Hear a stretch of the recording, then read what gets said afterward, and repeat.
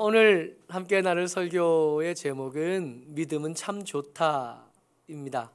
좋은 것들 세상에 참 많은데 맛있는 것도 많고 경치 좋은 데도 많고 또 좋은 사람들 참 많은데 그 중에 오늘은 제일 좋은 것, 믿음이 가장 좋다 한 이야기들로 설득을 좀 해보려고 하고, 이 설득이 끝난 뒤에 우리가 함께 아멘 할 수 있게 되기를 소망합니다.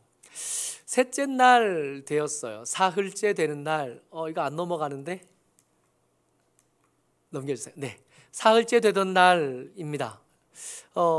요한복음에서 이렇게 보면 이튿날이라는 단어도 자주 나오고 가끔씩 사흘날 이렇게 나오는데 날짜를 바뀌면서 장면도 좀 전환이 되고요. 이게 이튿날이라는 단어가 등장하면 뒤에 얘기랑 앞에 얘기랑 다른 이야기가 시작이 되겠구나 하는 생각을 가지고 읽어 가시면 될 것 같습니다.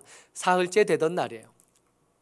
사흘째 되던 날에 예수님께서 가던 길을 계속 가셔서 갈릴리 가나에 도착하셨습니다.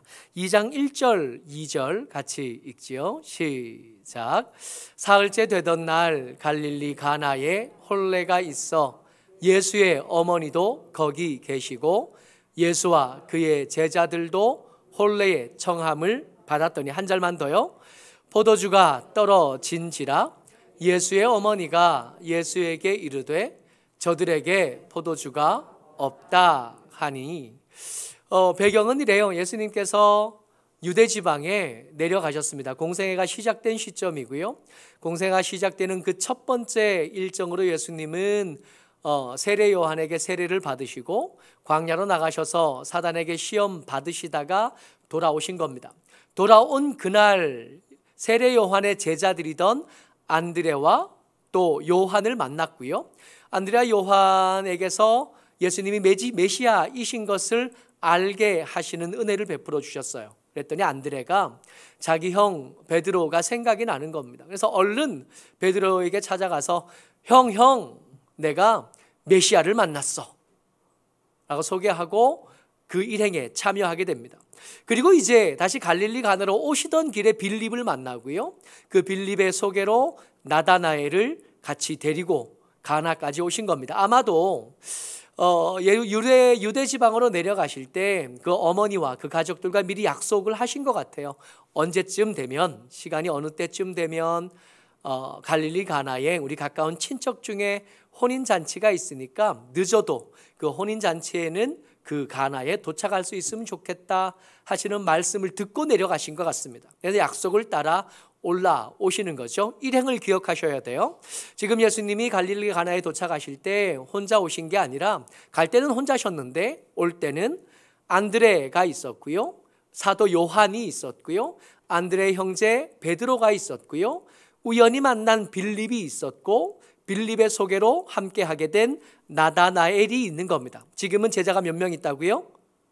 5명이요. 5명이 갈릴리 가나에 도착을 하신 거예요. 갈릴리 가나에 도착해서 혼인잔치에 도착을 했는데, 그런데 이 혼인잔치집에 포도주가 떨어졌다는 겁니다.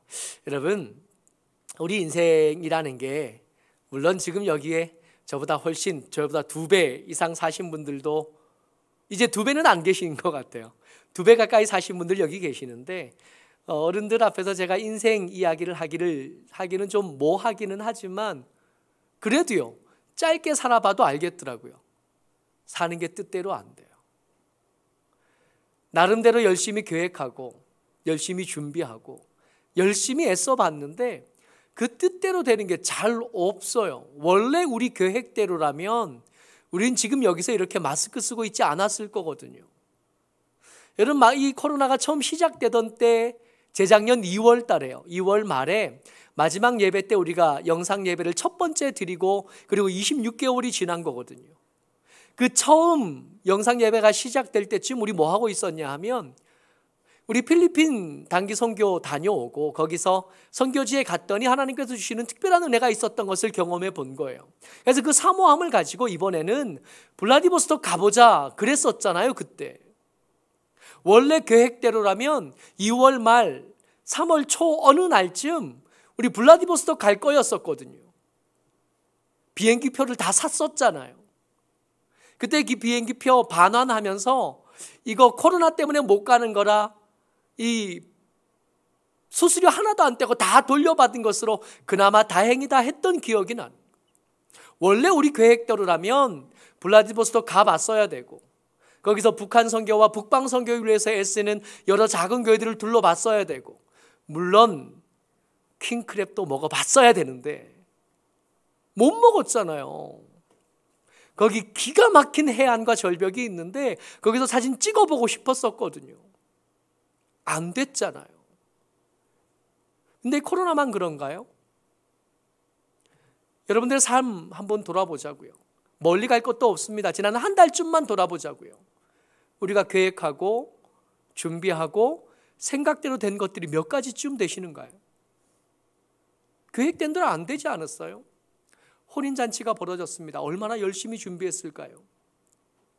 예수님과 그 어머니 마리아 사이에 약속이 있었던 것을 보면 예수님께서 유대지방으로 내려가서 40일 금식하셨다는 걸 우리가 알잖아요.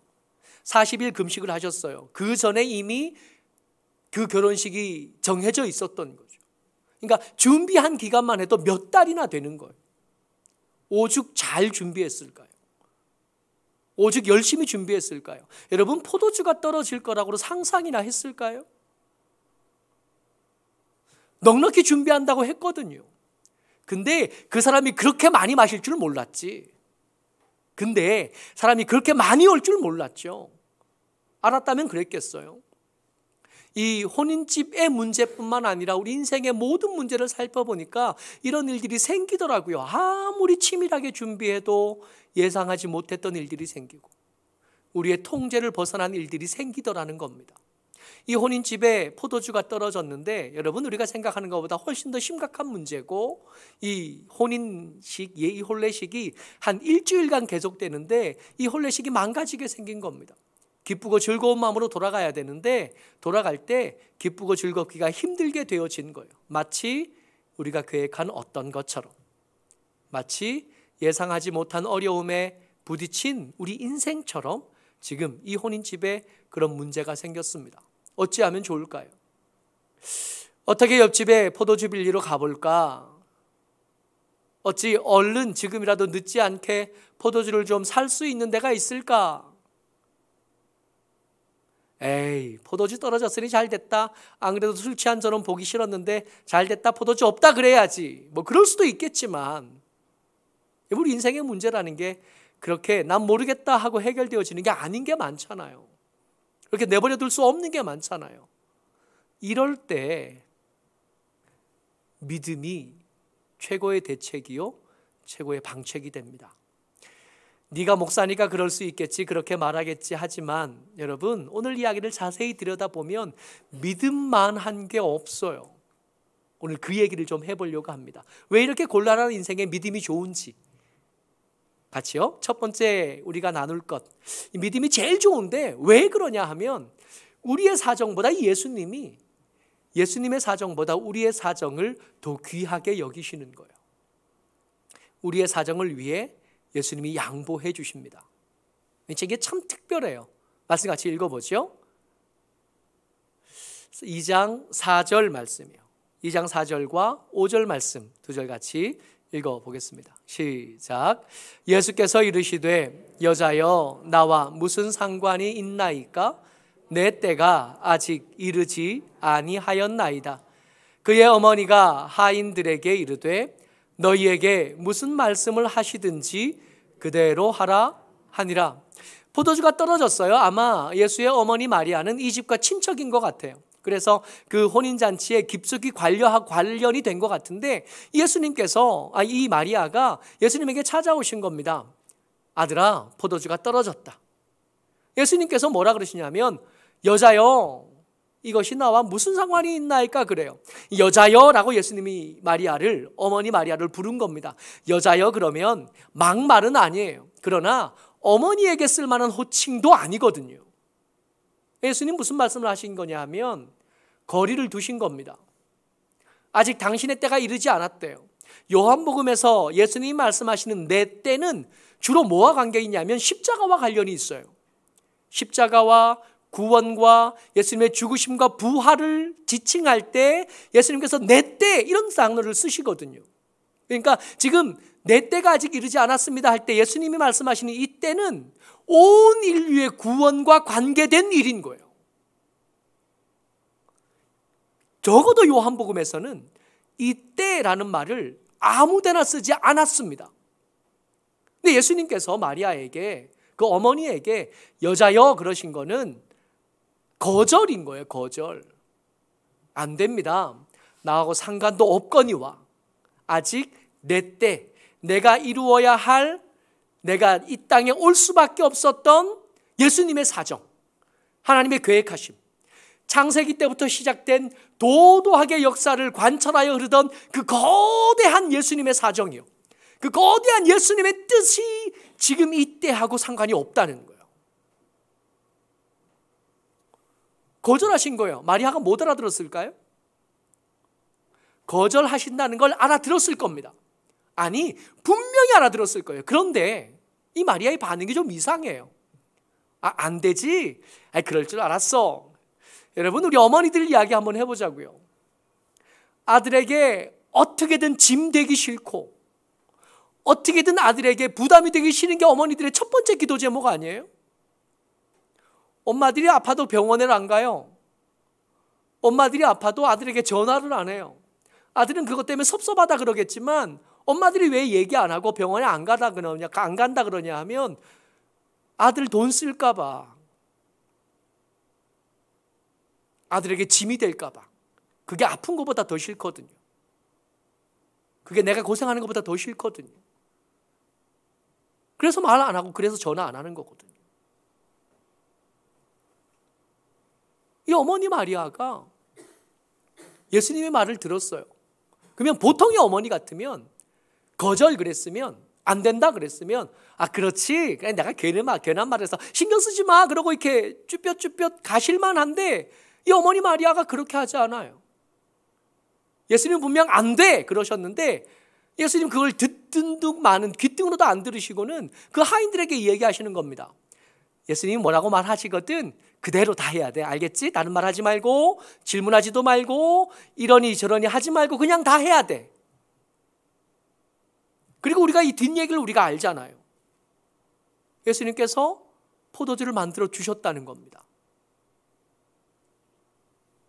예수님의 사정이 있어요. 절대로 바꿀 수 없는 예수님의 사정이 있습니다. 근데 때때로 우리가 기도하는 것들이 그 예수님의 사정과 부딪히기도 해요. 여러분, 둘 중에 하나가 부딪혔어요. 예수님의 사정과 마리아의 사정.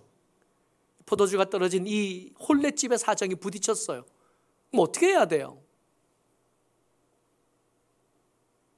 어떡하긴 어떻게 해요? 예수님의 사정이 더 중요하지. 그 집에 포도주 떨어지면 안 먹으면 그만이잖아요.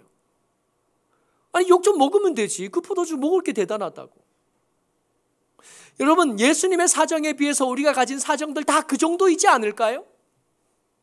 우리가 간절한 기도 제목으로 기도하는 것들 가만히 생각해 보자고요. 어쩌면 그것들 이기적인 것들 아니에요?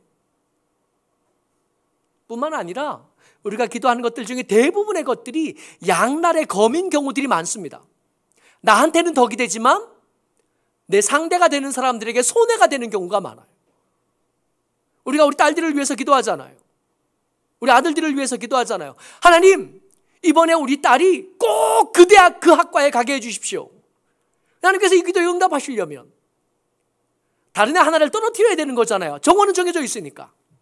하나님, 이번 월드컵에서 우리나라가 꼭 4강에 들어가게 해주십시오. 우리가 4강에 들어가면 누군가 하나는 떨어져야 되는 거 아니에요. 그러니까 우리가 기도하는 것들이 그런 경우가 많다고요. 양날의 검. 나한테는 좋은데 다른 팬에게는 손해가 될 경우가 많아요.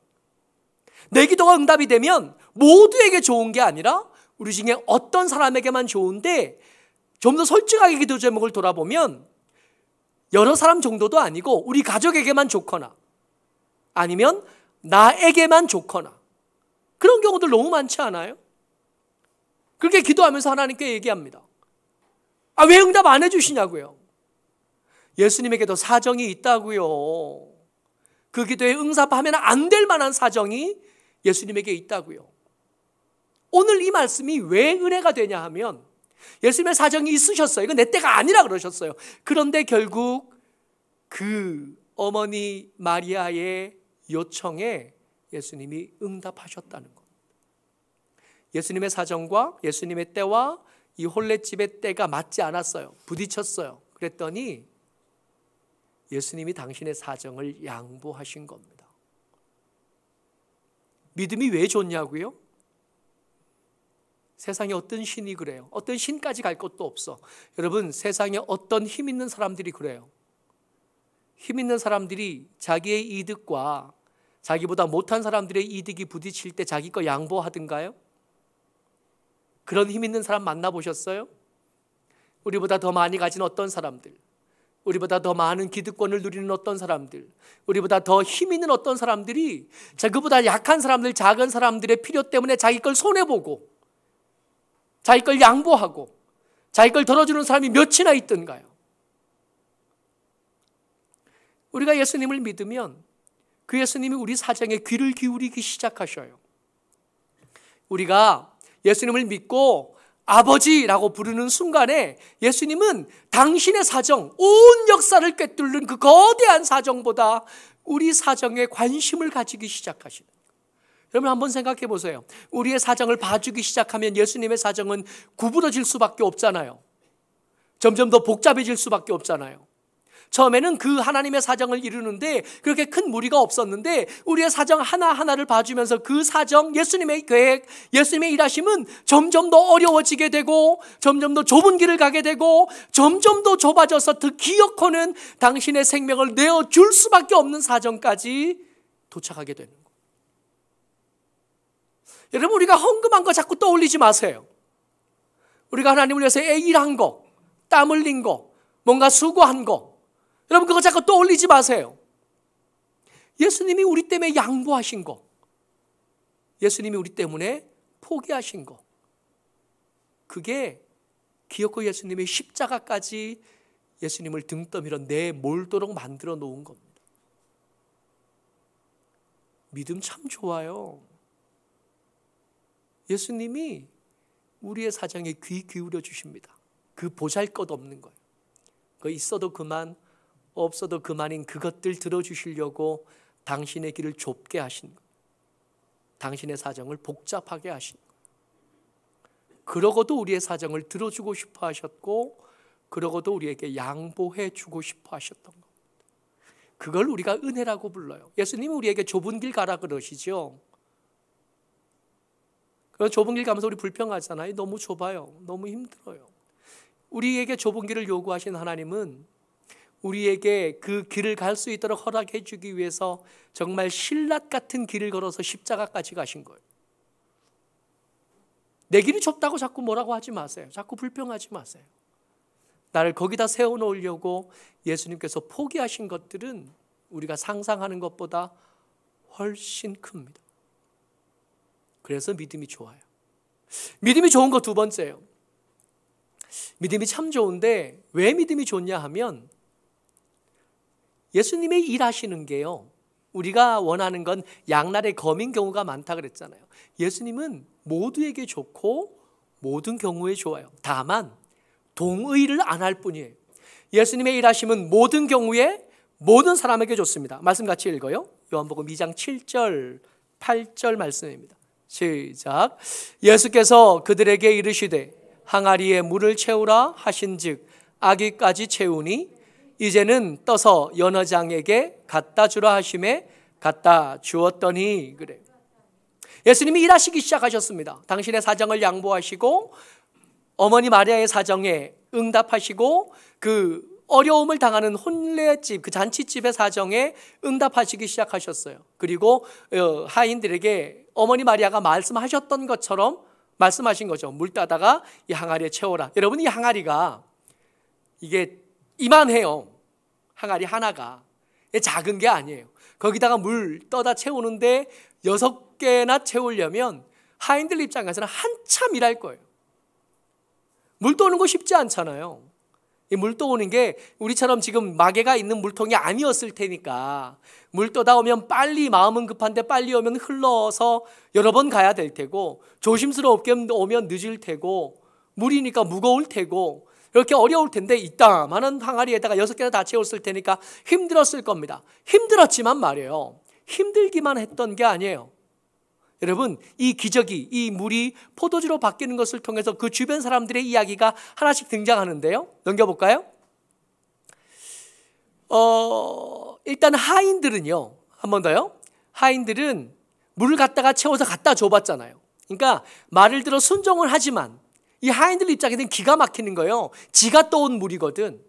이거는 죽었다 깨나도 물이에요. 이거는 내가 알아요. 내가 떠온 물이에요. 내가 떠왔을 뿐만 아니라 그 물을 오늘 처음 떠본 것도 아니에요. 평생 거기 가서 물 떴고 그 물 따가지고 평생 왔어요. 곧 죽어도 이거는 물입니다. 근데 떠서 마셔본 사람이 이걸 포도주래잖아요. 이 특별한 순간을 누가 제일 잘 알아요? 하인들이 제일 잘 압니다. 여러분, 하나님의 일을 위해서 좀 힘들고 좀 버거운 사람들이 있거든요. 옆에서 봐도 좀 안쓰러울 만큼 더 열심히 수고하고 더 헌신하고 더 열심히 애쓰는 분들 계시거든요.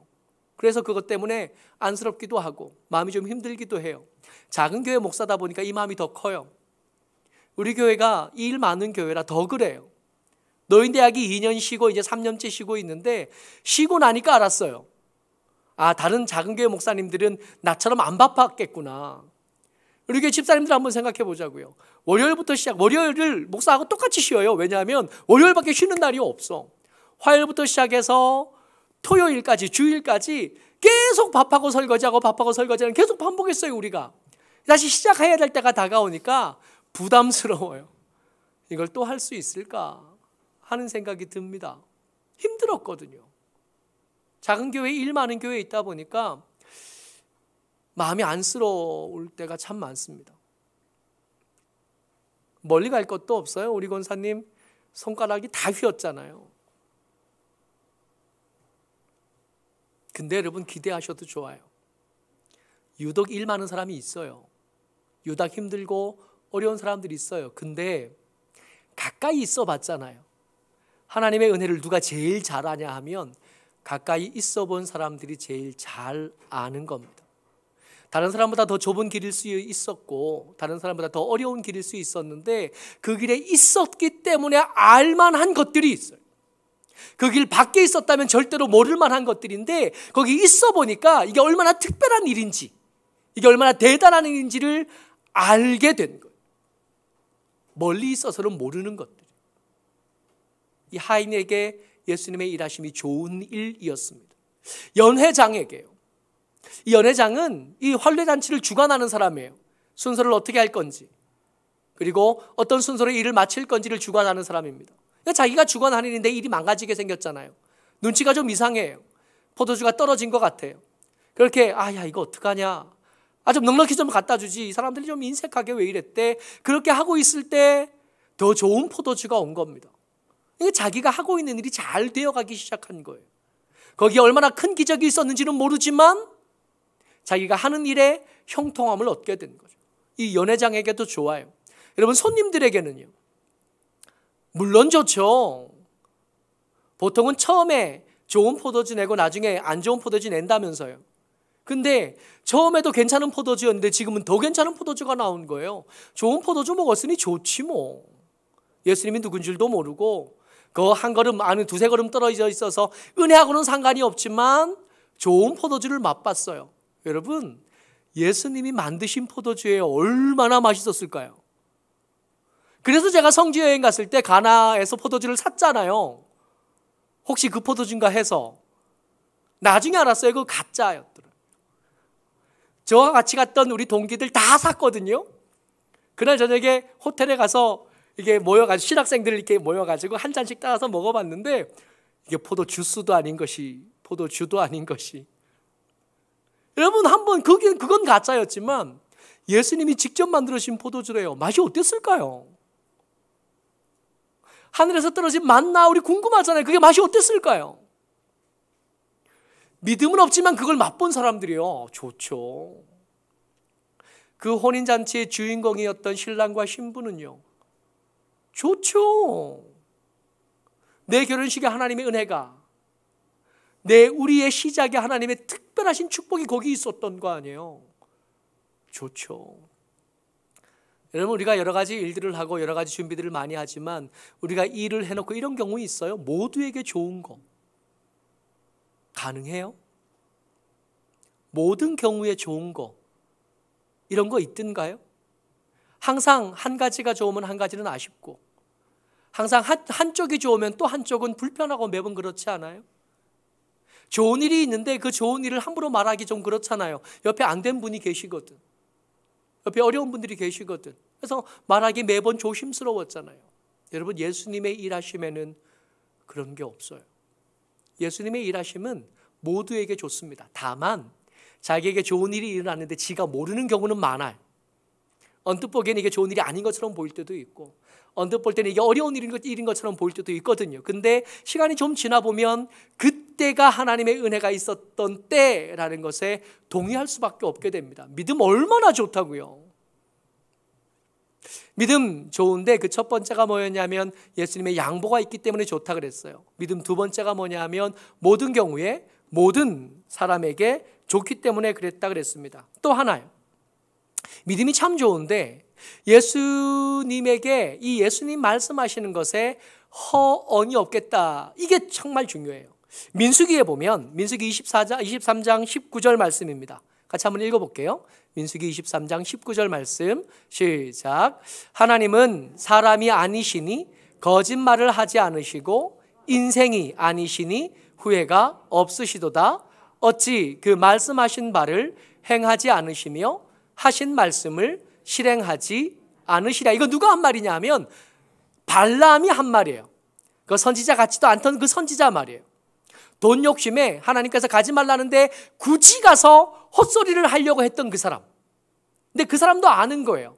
뭐라냐 하면 내가 하나님의 이름으로 말하는 건 내 마음대로 말할 수 없다는 걸 알아요.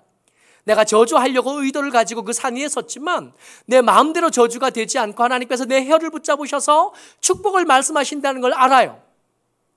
이 발락 입장이 발람을 큰돈 들여서 초청한 이 모압 왕 발락 입장에서는 답답해 죽겠잖아요. 저주해달라고 불렀더니 축복이나 하고 앉았어요. 말도 안 되지. 돈값은 해야 될 거 아니에요. 그래서 왜 이러냐 그랬더니 한 말이 이거예요. 하나님은 사람이 아니시래요. 하나님은 인생이 아니시래요. 무슨 뜻이냐면 우리는 한 말을 지키지 못하는 사람이란 뜻입니다.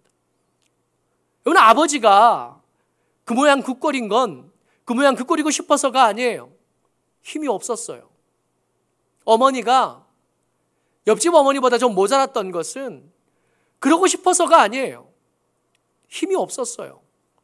더 좋은 어머니이고 싶었고, 더 좋은 아버지이고 싶었고, 더 좋은 선생님이고 싶었는데 말한 것조차 지켜낼 힘이 우리에게는 없었습니다.